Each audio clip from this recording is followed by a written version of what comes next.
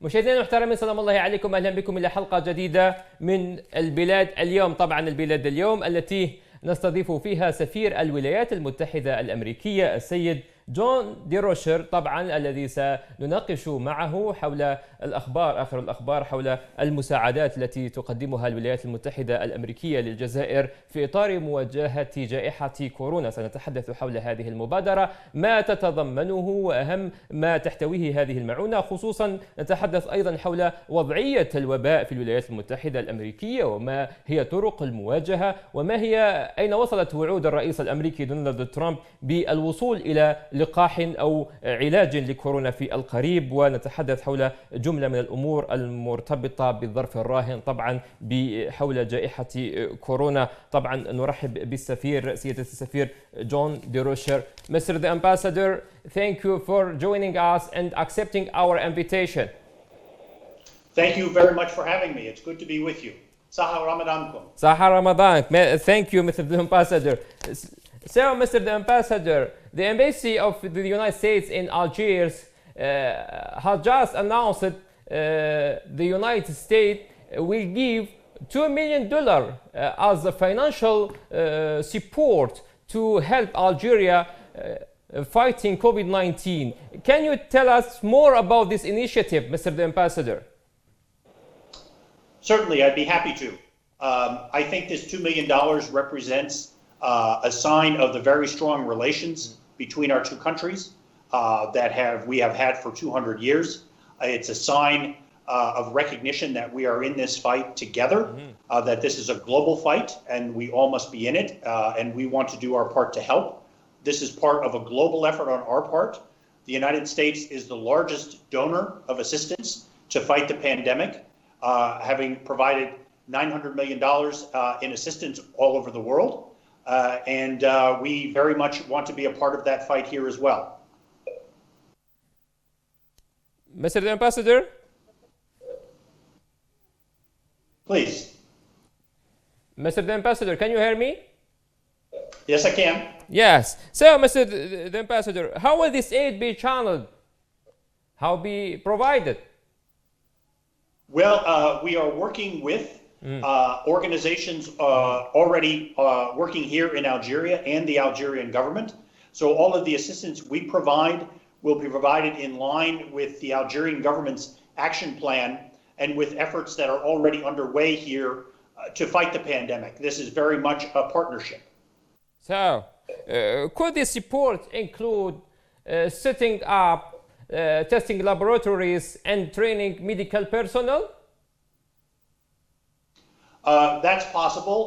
Really, in circumstances like this, when you have resources coming from different places, whether it's from the United States government, from private donations, from the government, coordination is really important so that efforts are not duplicated and money is not wasted. So we will be very, very careful to coordinate with those organizations already active here and, of course, with the Algerian government to make sure that the resources go to where they're most needed.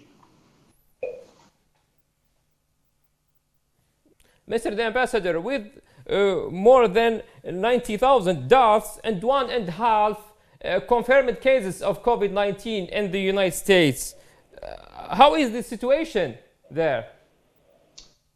Well, as you say, it's certainly been a challenge in the United States, as in so many other countries, but we're very satisfied that people are stepping up personally, professionally, and working very hard to combat the virus. I think the reaction in the United States has really shown some of Americans' best qualities, particularly their generosity. Not only has the U.S. government provided a great deal of assistance all around the world, but Americans privately, through their personal donations, through religious organizations, from private companies, have donated more to the global effort to fight the pandemic than anyone else, with $6.5 billion in donations, which is more than half of what has been put forward to fight this pandemic. So yes, it's a struggle, and even though we have a challenge of our own in the United States, we are determined to be part of the global fight against this effort, because it is something that we all have to fight together.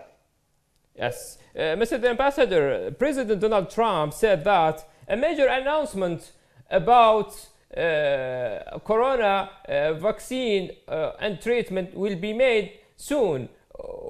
Any progress, any news about that?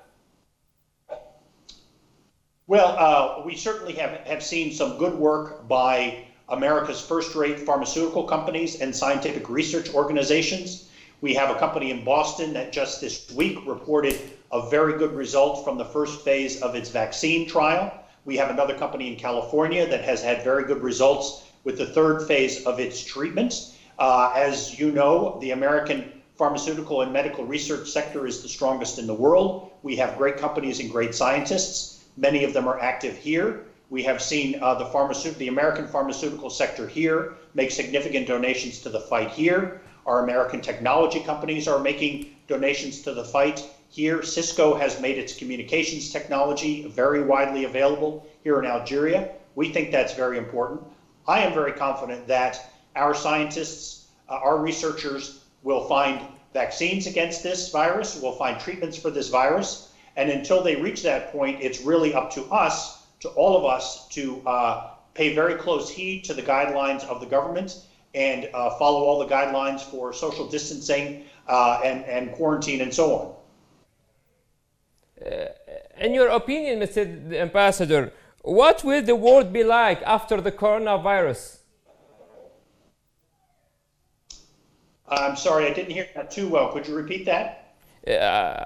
I'm asking you about what will the world will be like after the coronavirus, Mr. Ambassador?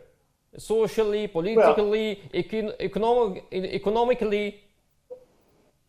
Well, obviously, we will face a lot of challenges. The global economy faces a lot of challenges. But I also think it's important to note how energetically countries all over the world have mobilized to respond to this pandemic. We certainly have to be strong and patient for some time, but over the long term, I'm very confident that we will be able to recover and recover strongly. Mr. Ambassador, my last question.